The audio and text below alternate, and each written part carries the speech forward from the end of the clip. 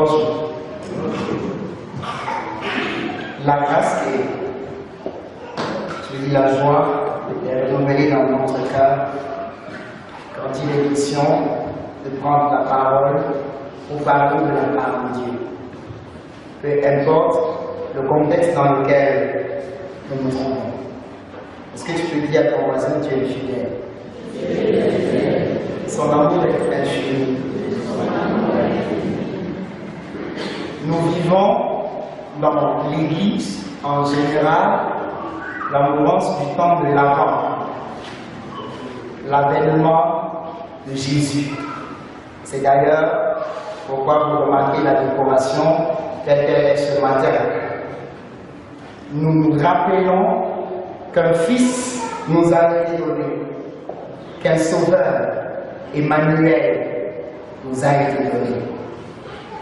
Nous nous rappelons que c'était à Bethléem, pendant qu'il y avait une jeune femme qui se préparait au mariage, ayant gardé sa virginité pour son mari, a eu la grâce de rencontrer un ange du Seigneur, qui lui apporte la bonne nouvelle, mais qui crée au même moment une grande confusion dans son cœur. Marie sera enceinte par la vertu du Saint-Esprit. Et de plus en plus, il y a des confusions qui naissent dans son esprit. Et certains essaient de nous dire qu'il s'agit du Dieu des Juifs, pas du Dieu des Africains. Et je voudrais inviter quelqu'un ce matin à l'introduction de mon message à faire attention à la mouvance des mouvements gramites qui viennent nous, je ne sais pas comment je vais dire ça, nous dérouter, nous éloigner véritablement du Seigneur. Je ne mâche pas mes mots quand je dis le mouvement gramite est une forme africanisée de la franc-maçonnerie française. Ils n'ont pas pu nous atteindre. Vous vous rappelez, il y a un temps où ils faisaient des banderoles pour dire rencontre de la franc-maçonnerie, mais les gens n'y allaient pas. Parce que les Africains, nous on a peur des choses qui vont vers la sorcellerie. Et comme nous, dans notre esprit, c'est des choses des blancs, maintenant ils essayent de nous montrer ça d'une autre façon. Et il y a un mouvement de retourner aux sources. Et je me questionne dans mon aide, comment quelqu'un qui me demande de retourner aux sources africaines vit en Occident? Comment est-ce que c'est l'Occident qui finance les mouvements qui nous appellent au retour aux sources? Est-ce que nous ne sommes déjà pas à la bonne source? Et on va voir dans les réseaux sociaux toute forme de choses qui essaient de nous faire comprendre que l'avènement de Jésus était une histoire qui concerne un peuple précis. Non, Christ est venu pour toi et pour moi. Si nous rappelons à l'Église cet instant, c'est parce que nous voulons que l'Église se rappelle que Dieu, dans son grand amour, a décidé de donner son Fils. Amen. Et ce matin, donc, nous nous attardons sur la vie ou alors sur la scène que a joué Marie dans ces événements de l'Avent ou encore de la venue du Messie. La semaine passée déjà, c'était le tour de Jean-Baptiste de jouer son rôle. Et nous avons remarqué, moi j'ai juste remarqué un élément, c'est que Jean-Baptiste est tellement conscient de qui Jésus est qu'il parvient facilement à se découvrir. Et il dit de Jésus que lui, il baptisera de Saint-Esprit et de feu. Moi, je ne suis pas digne de veiller en me baissant la lacet de sa chaussure. Jean-Baptiste est assez humble pour reconnaître que celui qui vient n'est pas n'importe qui. Ce n'est pas simplement comme un président de la République, comme un gouverneur de l'instant, comme un délégué, comme un président d'église. C'est le Messie de tous les temps. Aucune venue ne sera comparable à celui du Messie.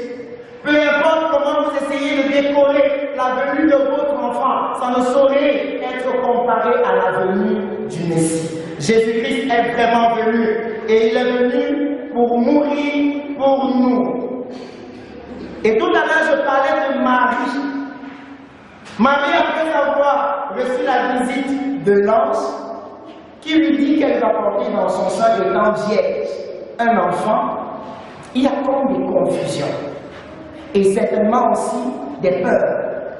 Et ça peut justifier pourquoi, directement après avoir suivi ce qu'elle lance, elle se décide de faire un voyage pour aller à la rencontre d'Élisabeth. Élisabeth est l'une de ses parents. On ne sait pas si c'est sa tante, sa cousine, notre version ne nous donne pas à précision. Mais nous savons que c'est une parente. Et à peine elle est arrivée chez Élisabeth, Élisabeth aussi, qui avait eu la grâce d'avoir un miracle dans son ventre, elle rencontre Marie et directement, il y a comme un effet dans son ventre. L'enfant a tressailli. Et à l'instant, Élisabeth est emportée et se met à prophétiser. Dit des choses sur la vie de Marie. Marie est venue avec beaucoup de confusion, beaucoup d'interrogations et même des peurs. Mais quand Élisabeth a prophétisé, toutes ces peurs se sont évanouies. Ces angoisses se sont envolées. Et Marie, à son tour, se met à adorer. Adorer. Luc chapitre 1, 46 à 54, que nous venons de lire, est le récit de l'adoration de Marie. Mais maintenant, ce matin, nous allons comprendre ensemble comment c'est possible de passer de l'angoisse à l'adoration. Comment c'est possible de passer de la peur à l'adoration. Comment c'est possible de passer des inquiétudes à l'adoration? Il y en a qui n'arrivent pas à adorer. Quand ils veulent élever la voix ou dire quelque chose à Dieu, quand on peut même parler par le dit quelque chose et tout, il y a ces angoisses qui le rattrapent. Il y a ces peurs qui le rattrapent.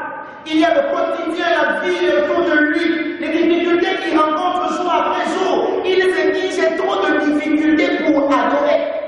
Et je viens dire à quelqu'un ce matin, il y a des choses que même après avoir échangé avec Dieu, tu continues à avoir des interrogations dans ton esprit. Et il y a des connexions qui te permettront de comprendre un certain nombre de choses. Il y a des gens que vous allez rencontrer dans votre vie, ils vont faire réveiller en vous le potentiel que vous n'aviez pas découvert jusqu'à maintenant. Il y a des gens que vous allez rencontrer, ils vont réveiller en vous l'esprit d'adorateur qui ne se manifestait pas avant. En chacun de nous, il y a une possibilité d'adorer le Seigneur. Mais souvent, à cause de tout ce que nous vivons autour de nous, nous ne parvenons pas à bien le faire. Oui, Marie vit un temps vraiment compliqué et chacun de nous, à sa place, serait confus. Jeune fille, dans un contexte judaïque où il est interdit aux jeunes filles de se marier n'étant pas vierges. Et non loin de ça, elle ne va même pas aller avec un homme. L'ange lui dit, tu seras enceinte. Et elle commence à sentir effectivement qu'elle est enceinte. Il y a des trucs là qui se passent en elle, qui ne se passent pas d'habitude. Naturellement, il y a des questions. Est-ce que celui qui m'a parlé, ce n'est pas un démon? Est-ce que c'est vraiment un ange? Est-ce que ce n'est pas un démon que j'ai rencontré? Ce qui se passe là, est-ce que quelqu'un ne m'a pas violé dans les couches de nuit, un truc comme ça bizarre? Il y a des inquiétudes. Et par des moments, quand nous avons des inquiétudes, nous nous rapprochons parfois des gens qui sont des mauvaises connexions. Je suppose que Marie, après avoir reçu tout ça, elle va rencontrer sa copine et elle commence à lui expliquer maman, je ne sais pas ce qui s'est passé, mais il y a comme un ange qui est venu me parler et il dit que je serai enceinte. Si c'est une copine qui n'est pas rencontrée ou alors qui ne comprend pas les choses de Dieu, la première chose c'est ça c'est un démon. Ou encore plus loin, tu es allé, tu as trahi ton fiancé et tu viens nous embrouiller ici avec les choses de l'ange à parler. Ça pouvait aller dans tous les sens si Marie décidait de se confier à quelqu'un d'autre. Alors après grande réflexion, je n'imagine pas la place de Marie, parce que ce n'est pas l'ange qui a dit à Marie avec Elisabeth. Elle s'est assise, elle a dit, qui peut comprendre ce que je vis là? Qui peut comprendre ce que je vis? Il y a des expériences que vous avez souvent avec le Seigneur, et vous vous demandez, qui peut comprendre ce que je vis là? Il y a des rêves que vous avez. Quand vous sortez, vous vous demandez qui peut comprendre ce que je dis là. Parce que quand vous-même vous raisonnez, ça ne se comprend pas du tout. Ce n'est pas logique, ce n'est pas normal de me dis que tu n'as pas rencontré, donc dans notre chemin humanitaire, nous avons toujours connu que pour être enceinte, on va avec un homme et après on se rend compte qu'il n'y a plus de règles et puis tu ne dis que l'âge. Il y a des choses qui sortent de l'extraordinaire et qui se passent dans votre vie dont vous-même vous ne comprenez pas. Il y a des situations même en famille. Tu vois un enchaînement d'un certain nombre de choses sur un certain temps. Et il y a comme des questions qui se posent dans ton esprit et tu te demandes qui peut comprendre ce que je dis là. Oui, c'est comme les jeunes qui viennent d'arriver à l'âge de la puberté, il y a des choses qui commencent à passer dans son corps et tout. Et puis elle a même et puis se demande qui peut comprendre ce que je dis. Après qu'on analyse, Marie a trouvé qu'Élisabeth pouvait comprendre. Et il y a quelques qualités qui montrent qu'Élisabeth pouvait comprendre ce qu'elle vivait. Élisabeth adorait le même Dieu qu'elle. Donc, si elle dit Dieu, Élisabeth comprend facilement. Élisabeth était plus mature qu'elle. Donc, c'est pas un certain nombre de choses qu'Élisabeth peut comprendre. Même dans le cas du mariage, Élisabeth était mariée depuis des années à Zacharie, il n'y avait même pas eu d'enfant. Et elle avait la grâce déjà d'affronter Jean-Baptiste avant que Marie ne porte Jésus. Donc elle avait connu avant Marie un certain nombre de choses qui pouvaient l'aider à comprendre ce que Marie disait.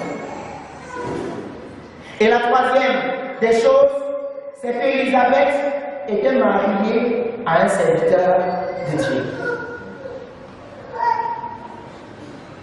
Et donc, chers bien-aimés, quand il nous arrive d'avoir comme ça des interrogations sur notre vie, sur ce que nous faisons, sur ce qui nous arrive, il n'est pas question de nous lancer dans les conversations, d'aller chercher partout sur des mauvaises informations.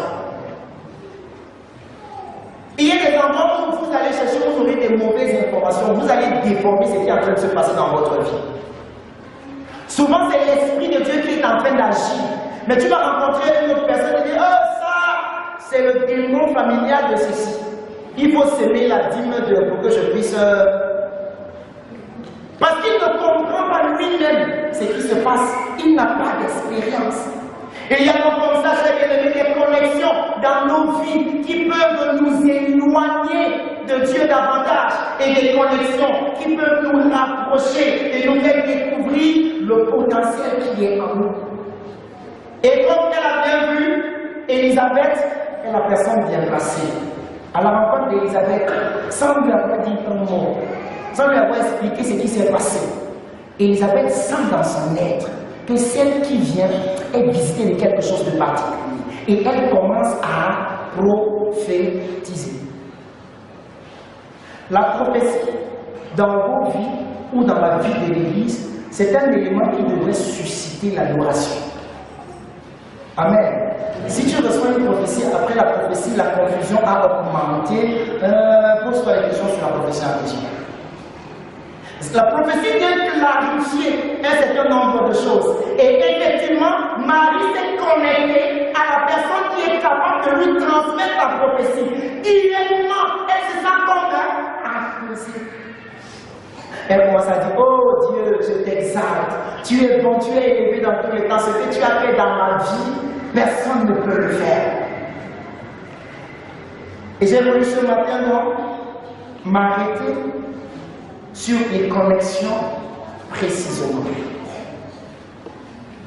Parce que souvent, nous nous connectons aux mauvaises personnes. Et quand nous nous connectons à la mauvaise personne, nous perdons tout notre potentiel. Il suce notre énergie intérieure. Et vous ne pouvez rien faire sans connexion. En fait, il faut se connecter. Mais si tu te connectes à la mauvaise personne, il va sucer ton énergie intérieure et fait de toi une personne vide. Il y a des amitiés, dès que vous avez commencé, vous n'arrivez plus à rien faire. C'est-à-dire qu'avant, tu avais la possibilité d'entreprendre et les choses marchent, mais aujourd'hui, tu as commencé une amitié avec quelqu'un, avec cette amitié, tu n'arrives plus à rien faire. Il y a des collègues, quand ils viennent dans votre bureau, quand ils entrent dans votre cadre de travail, votre travail commence à être nul. Il y a des personnes avec avec qui vous vous connectez, ils vont tuer votre destinée. Mais aussi, il y a des personnes avec qui, quand vous vous connectez, vous découvrez qui est-ce que vous êtes. Parce qu'en réalité, Dieu nous a créés comme des personnes, je n'ai pas envie de dire imparfaites, mais incomplètes. Et non, la même dimension de nous ou d'autres dimensions de nous se trouvent avec les autres.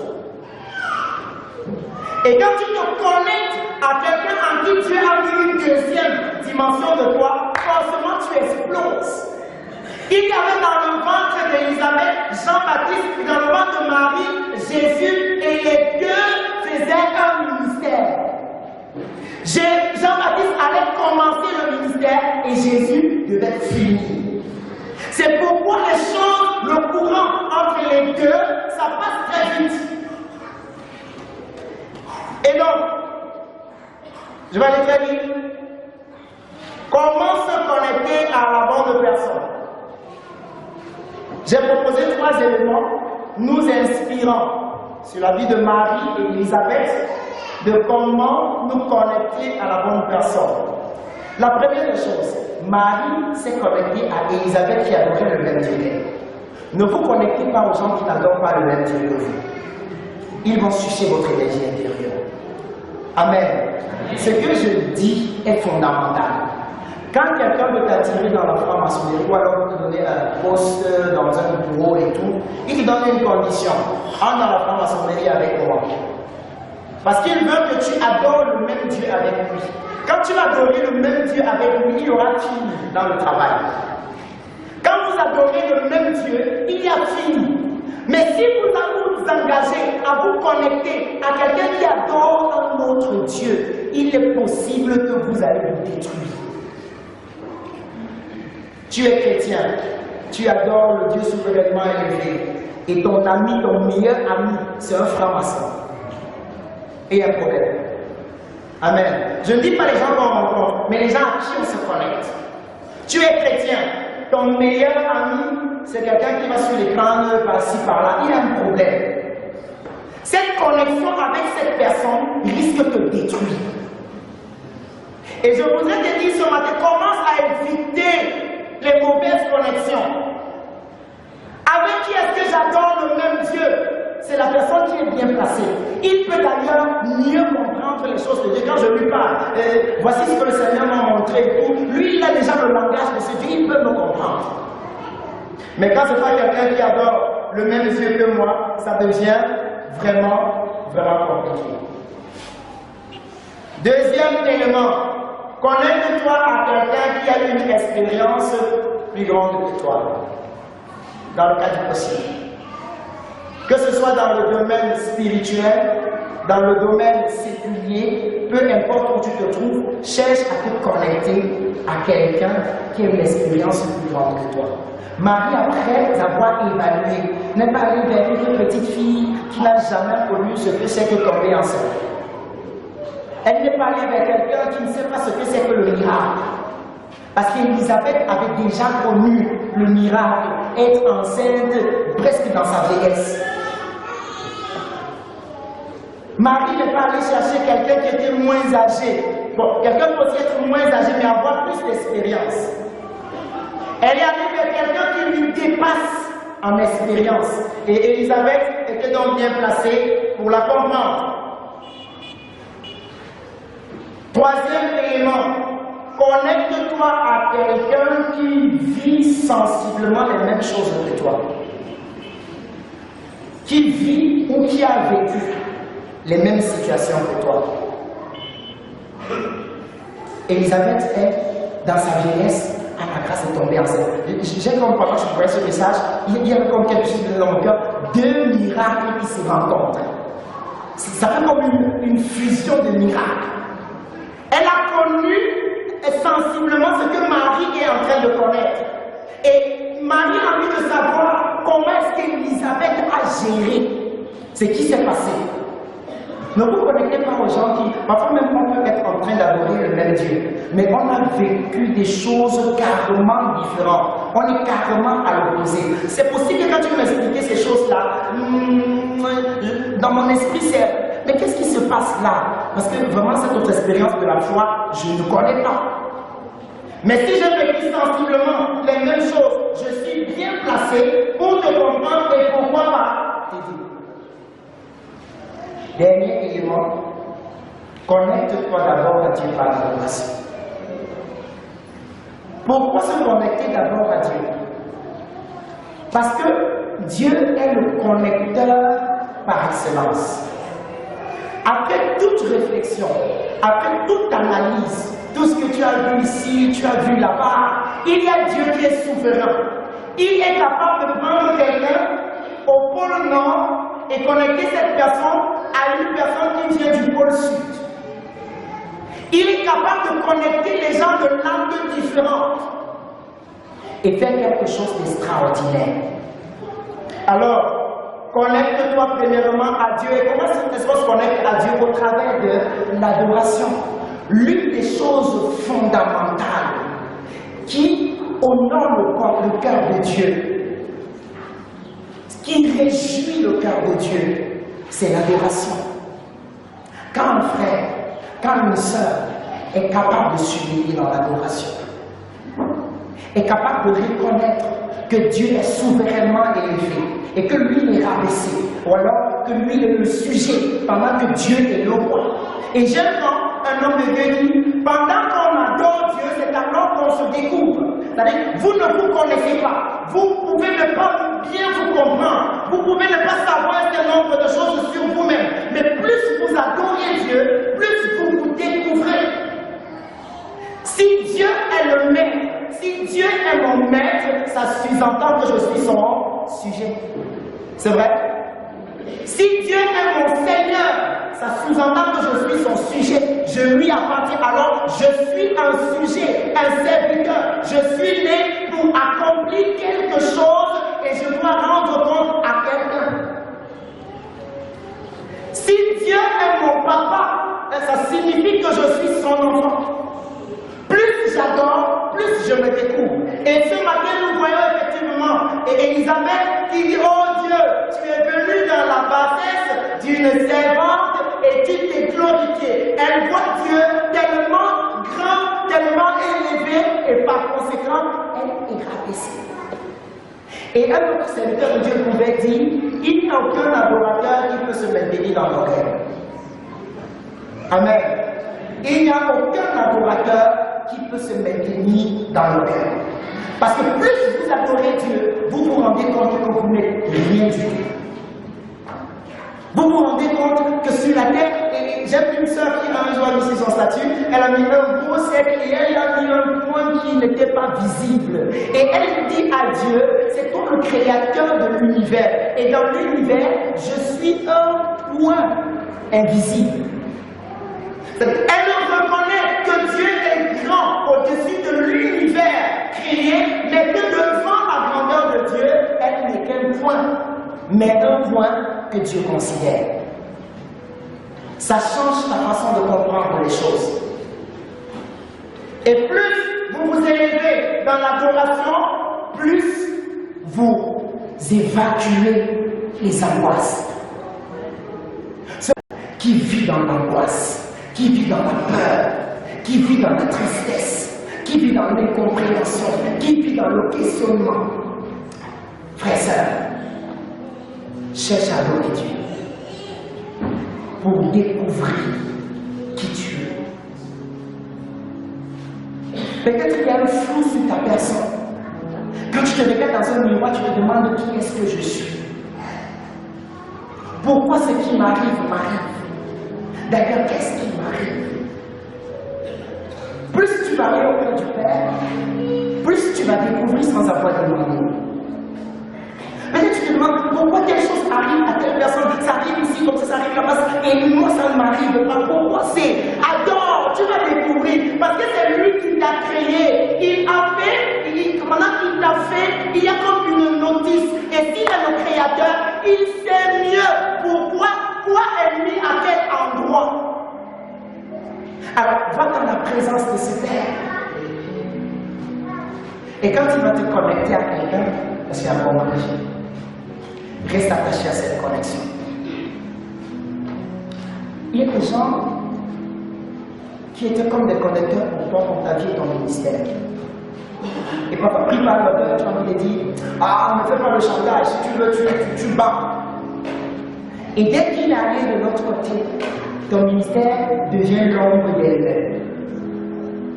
Et puis je commence à dire, mais avant je faisais ceci, je faisais cela, mais aujourd'hui je n'arrive plus à faire. C'est que tu t'es déconnecté d'une connexion qui faisait valoriser le potentiel. Maintenant qu'il n'y a plus cette connexion, le potentiel ne peut plus être valorisé. Je t'invite donc à retourner vers l'ancienne connexion que tu as lancée là-dedans. Et tu dis, tu es mon aide destinée. En fait, peu importe combien c'est difficile de marcher avec toi, je vais marcher avec toi.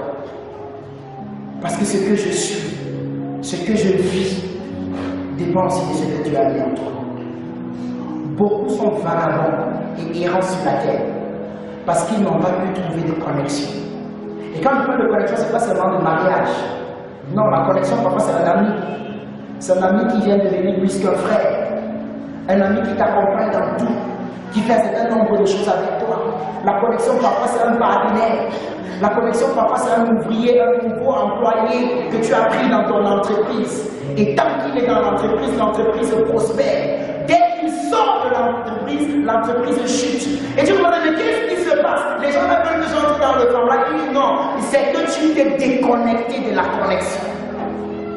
Et il y a des gens, dès qu'ils parlent d'une église, l'église est la chute. Parce qu'ils me disent la connexion. Donc, cette église avait besoin pour prospérer. Peu importe ce que vous faites, jusqu'à ce qu'il y ait une connexion. Chez les satanistes, ils parlent de connexion, de tout aux sources, c'est le satanisme. Oui, et ils sont en train de tricher ce que Dieu a fait. Parce qu'effectivement, nous évoluons par des connexions, mais pas des connexions sataniques. Il ne s'agit pas des connexions sataniques, mais des connexions qui viennent de Dieu. Premièrement, la connexion à Dieu. Et secondement, la connexion à partenaire. Marie a trouvé, grâce à Dieu, la connexion qu'il fallait. Et elle a su saisir la connexion. Toi, est-ce que tu vas trouver la connexion qu'il faut? Est-ce que tu es d'ailleurs déjà connecté à Dieu par Jésus-Christ? Je suis en train de sortir par là. Parce qu'il faut que tu sois connecté à Dieu par Jésus-Christ. Ensuite, trouve la connexion qui va déployer le potentiel qui est en toi. Et tu deviendras plus bon que même ça.